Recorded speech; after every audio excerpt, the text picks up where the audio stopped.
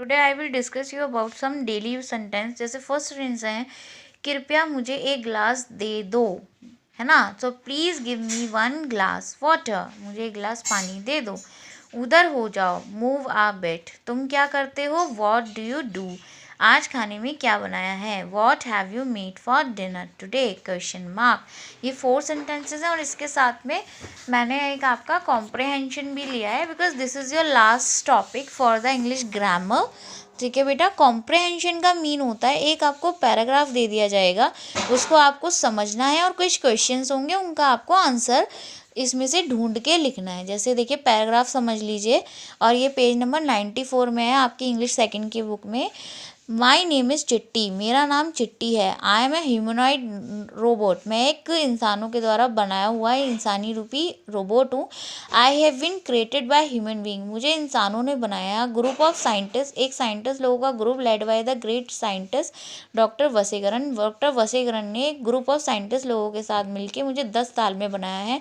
My capacity to work is equal to 1000 human being, मैं 1000 लोगों का काम एक साथ कर सकता हूँ। I am full of strength, मेरे अंदर बहुत शक्ति है और मैं बहुत बुद्धिमानी हूँ। I can lift a truck, मैं एक ट्रक को उठा सकता हूँ। And can hold a flying aeroplane, और एक उड़ते हुए एरोप्लेन को होल्ड कर सकता हूँ। आई हैव अ CPU, मेरे पास एक CPU है। Where I process all the data in second, जहाँ मैं एक सेकेंड में बहुत सारा डाटा सेव रखता हूँ। My sensory organ are 100 times stronger and sharper than those of the human beings, मेरे जो सेंसरी ऑर्गन है वो 100 टाइम्स स्ट्रॉन्गर और शार्पर है इंसानों की तुलना में। आई हेट दोज, मैं उनसे नफरत करता हूँ। Who cause harm to nature and human being, जो प्रकृति को और इंसानों को नुकसान पहुँचाते हैं। But I do not save a person, लेकिन मैं ऐसे पर्सन को कभी नहीं बचाता। Who is evil to the society, जो समाज के लिए श्राप है।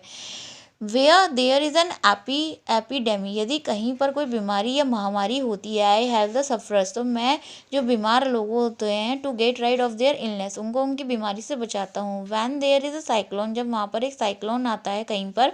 आई go to the affected area, तो मैं वहाँ पर जो अफेक्टेड प्रभावित एरिया है to rescue the people living there, वहाँ पे जो लोग रह रहे हैं उनको बचाने के लिए जाता हूँ।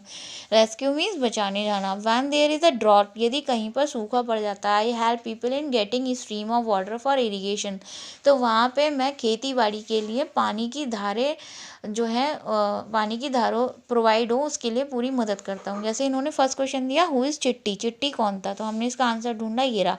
आई एम अ ह्यूमनॉइड, तो आई को हटा के आप करते हुए चिट्टी, चिट्टी इज़ अ ह्यूमनॉइड रोबोट, ऐसे करके ढूंढते हैं। Who is doctor Vaseegaran, doctor वसीकरण कौन थे, हमने पता करा वो थे जिन्होंने उसे बनाया था। तो हम लिखेंगे डॉक्टर वसीकरण इज़ अ साइंटिस्ट, वो एक वैज्ञानिक थे। हु मैन्युफैक्चर्ड चिट्टी, जिन्होंने चिट्टी को बनाया।